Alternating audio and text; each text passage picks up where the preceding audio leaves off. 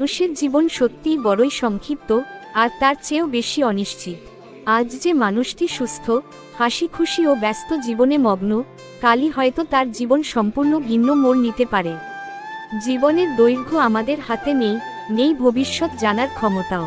কখন, কোথায়, কি ঘটবে তা কেউ নিশ্চিতভাবে বলতে পারে না। এই অনিশ্চয়তাই জীবনের সবচেয়ে বড় সত্য।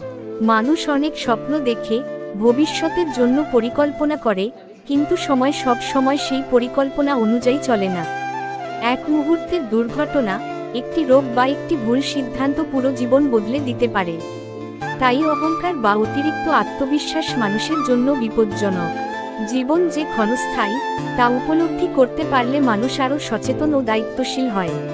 এই সংক্ষিপ্ত জীবনে ভালো কাজ, মানবিকতা ও সততার মূল্য সবচেয়ে বেশি।